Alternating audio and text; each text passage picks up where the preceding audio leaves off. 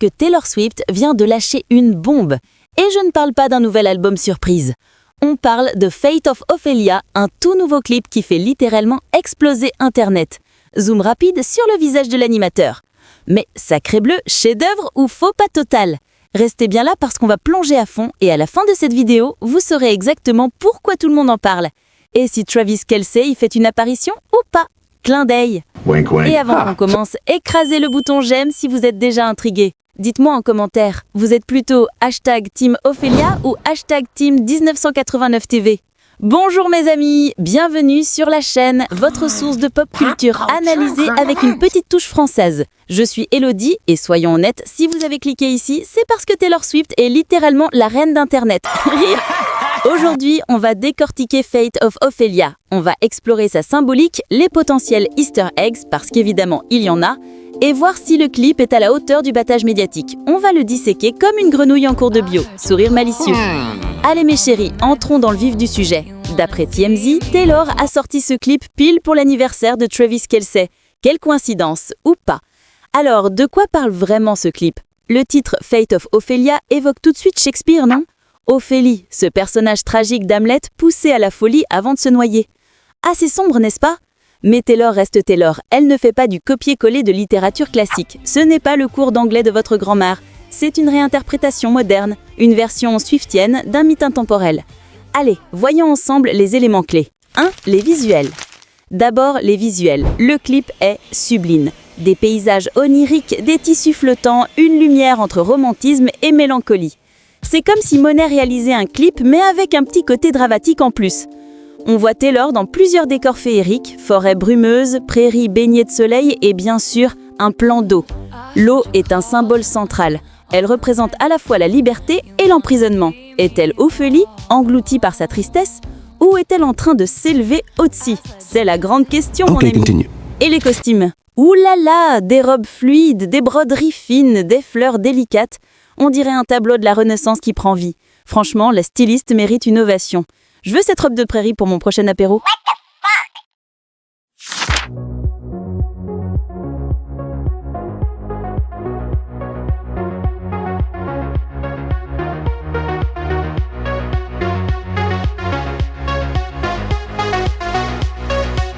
Deux, la symbolique. Bon, passons aux choses sérieuses. La symbolique.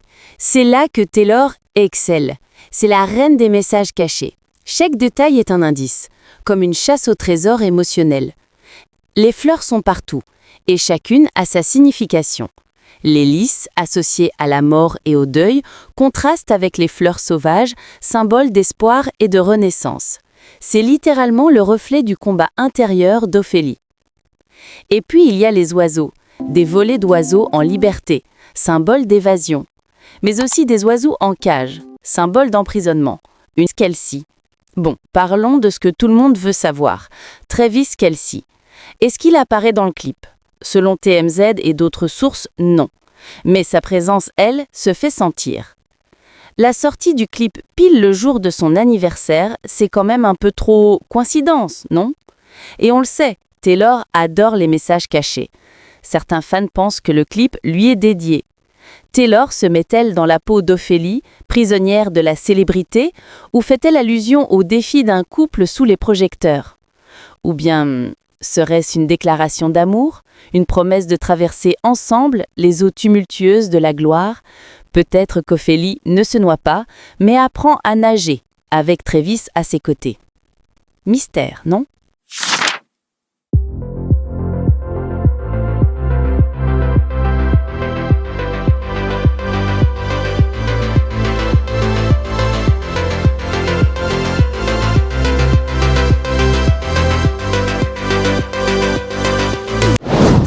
La musique et les paroles.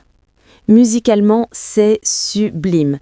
Imaginez un mélange entre Lana Del Rey et Florence plus de Machine, avec cette écriture typiquement Taylor Swift. Les paroles sont puissantes. Amour, perte, quête de soi. C'est du pur Taylor, mais avec une maturité plus sombre. Le refrain répète « Fate of Ophelia », rappel constant du destin tragique d'Ophélie, mais aussi un défi. Peut-on échapper à son destin?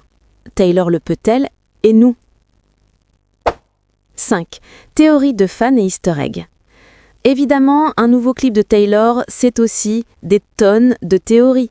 Les Swifties analysent déjà chaque plan à la loupe. Certains pensent que le clip annonce un futur album plus introspectif, d'autres y voient une critique de la pression médiatique, et bien sûr, il y a ceux qui disent que tout tourne autour de Travis.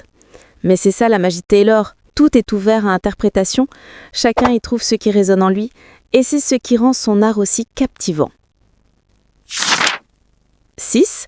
Chef-d'œuvre ou faux pas? Alors, grande question, Fate of Ophelia, génie ou raté? Honnêtement, un peu des deux. Les images sont somptueuses, la symbolique profonde, la musique envoûtante, mais le tout reste assez lourd émotionnellement. Ce n'est pas le clip léger qu'on regarde en mangeant des chips, il demande de l'attention et de l'émotion. Et c'est très bien comme ça. Taylor repousse ses limites, aborde des thèmes plus sombres et nous pousse à réfléchir. Et c'est pour ça qu'on l'adore. Chapeau Taylor!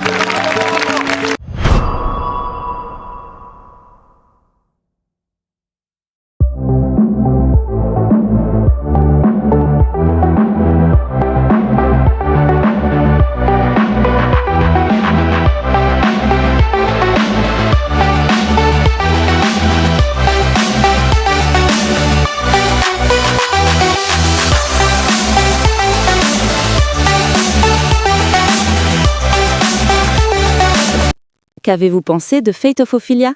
Avez-vous repéré des messages cachés que j'aurais manqués? Dites-le moi en commentaire. Et surtout, laissez un gros pouce bleu si vous avez aimé l'analyse. Et pendant que vous y êtes, abonnez-vous à la chaîne pour plus d'analyses pop culture avec une petite touche à la française. On se retrouve la semaine prochaine pour un nouveau décryptage croustillant. D'ici là, au revoir et souvenez-vous, remettez tout en question, sauf votre amour pour Taylor Swift. À bientôt! Your spirit animal.